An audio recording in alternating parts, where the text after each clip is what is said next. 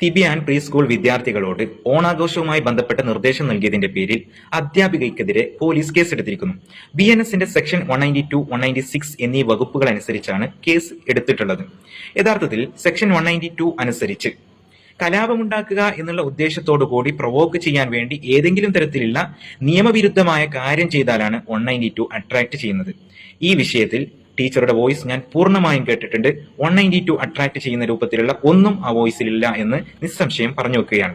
ഇനി section 196 of BNS അനുസരിച്ച് വിവിധ വിഭാഗങ്ങൾക്കിടയിൽ ജാതിയുടെയോ മതത്തിന്റെയോ വർഗത്തിന്റെയോ ജന്മസ്ഥലത്തിന്റെയോ പേരിൽ സ്പർദ്ധ വളർത്തുന്ന രൂപത്തിൽ നേരിട്ടോ അല്ലെങ്കിൽ ഇലക്ട്രോണിക് ഡിവൈസുകൾ മുഖേനയോ വാക്കുകളിലൂടെയോ അല്ലെങ്കിൽ എഴുത്തുകളിലൂടെയോ എന്തെങ്കിലും ചെയ്തു വെക്കുന്നതാണ് 196 ഡീൽ ചെയ്യുന്നത്.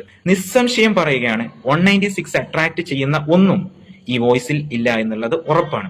ഇനി ടീച്ചറുടെ സസ്പെൻഷൻ ആവശ്യപ്പെട്ടുകൊണ്ട് റാലി നടത്തിയ, മാർച്ച് നടത്തിയ സംഘടനകളോടും അതേപോലെ തന്നെ അവർക്കെതിരെ നടപടിയെടുത്ത പോലീസിനോടും എനിക്ക് പറയാനുള്ളത്, ഈ രണ്ട് വകുപ്പുകളും അട്രാക്ട് ചെയ്യുന്ന വലിയ കുറ്റകൃത്യം നടത്തിയ ഒരു മനുഷ്യനുണ്ട്. മാസങ്ങളായി അദ്ദേഹം ഇതര മത സമുദായങ്ങൾക്കെതിരെ നിരന്തരമായി വർഗീയ വിഷം തുപ്പിക്കൊണ്ടിരിക്കുകയാണ്. ഇന്നും അദ്ദേഹത്തിൻ്റെതായി വലിയ രീതിയിൽ വിദ്വേഷം പരത്തുന്ന പ്രസ്താവന മാധ്യമങ്ങൾ പ്രക്ഷേപണം ചെയ്യുന്നുണ്ട്. പാവപ്പെട്ട തുച്ഛമായ സാലറി വാങ്ങുന്ന ഒരു ടീച്ചർക്കെതിരെ മാത്രമല്ല നിങ്ങളുടെ കൈകൾ ഉയരുന്നതെങ്കിൽ, മുതലാളിയെ കാണുമ്പോൾ വളയാത്ത നട്ടെല്ല് നിങ്ങൾക്കുണ്ടെങ്കിൽ നിങ്ങൾ മാർച്ച് നടത്തേണ്ടത് ഇദ്ദേഹത്തിന്റെ വീട്ടിലേക്കാണ്. നിങ്ങൾ കേസെടുക്കേണ്ടത് ഇദ്ദേഹത്തിനെതിരെയാണ്. കോഗ്നിസബിൾ ഒഫൻസ് ആണ്.